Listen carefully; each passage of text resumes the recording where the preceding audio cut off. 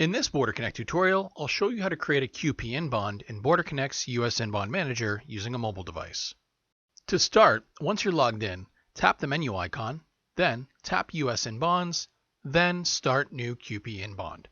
This will bring you to the Start New QP Inbond page. Here you'll enter all the inbond details, and starting from the top, your unique inbond entry number, which can be assigned manually, or if you've already added inbond sequences to BorderConnect previously, it'll be added automatically. And to learn how to add sequences of bond entry numbers to BorderConnect, tap the link at the top of the video now. Below, select the inbond entry type, which can be any of the three inbond entry types listed in the drop-down menu. In this tutorial, you'll be creating a more common bond type, a Type 62 transportation and exportation bond. Next, enter the U.S. port of entry, where the shipment arrived in the U.S. The port can be assigned by typing in the port code or the name of the port, and just tap it to assign it to the QP inbond. And now below, enter the U.S. inbond destination, which is where the shipment is destined to inside the United States. This field can be assigned the same way as the field above, by entering the port code or the name of the port. Next, below, if your bond was a Type 62 transportation and exportation, or a Type 63 immediate export, you will have to enter a foreign inbond destination. Otherwise, you can skip this field for a Type 61 immediate transportation bond. The foreign inbond destination can be assigned the same way as the fields above. Just enter the foreign port code or the name of the port, and it should pop up for you. In the next field, if the inbond shipment is going to be released from a foreign trade zone or a bonded warehouse, enter the firm's code location, which can be assigned by entering the firm's code, the name of the location, or in some cases by entering the address. Just tap it to assign it to the QP inbond.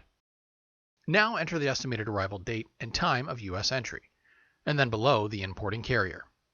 You can add the importing carrier by entering the name of the carrier or the carrier code of the carrier who first brought in or is bringing the shipment into the United States. Next, enter the inbond carrier ID.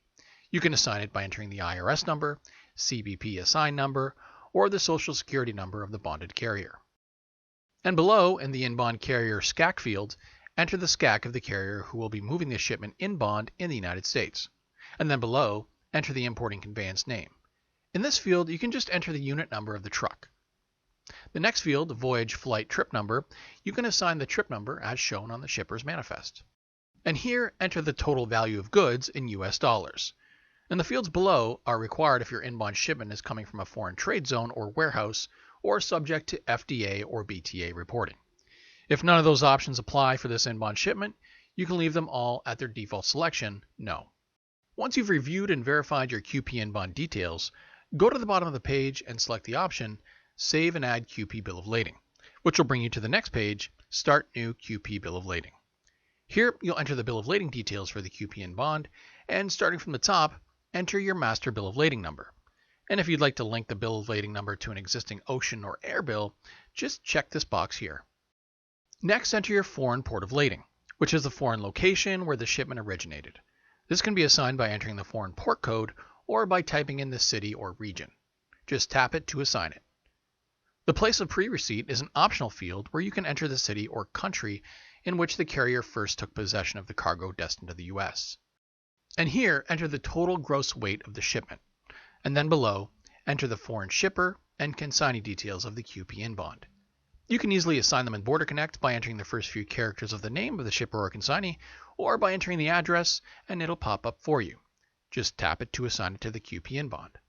If this is a foreign shipper or consignee that hasn't been used before, just tap the Add Consignee link, add the consignee information, and tap Save. And you can see that the consignee has now been added to the QP inbond. Now you can move on and create the commodity details for the QP inbond, so tap Save and Create Commodity at the bottom of the page. You're now on the Add New Commodity to QP Bill of Lading page, and starting from the top, add your description of goods, quantity, and net weight. Next, enter the total value in US dollars, then the HST code, which is the tariff code to classify the goods. You can enter the 6 or 10-digit code here. And lastly below, enter any marks and numbers located on the packaging. Once you've added and verified the commodity details for the QP Bill of Lading, you can go back to the commodity details page, review it, and send it to CBP. So tap Save and back to QP inbond details at the bottom. You're now on the QP inbond details page. And now's your opportunity to review the QPN bond details and change any information before sending it to CBP. At the top, you can see all of your QPN bond details and edit anything here. Below, you have the option to add a container to the QPN bond, review the bill of lading associated to this QPN bond, or create an additional bill of lading.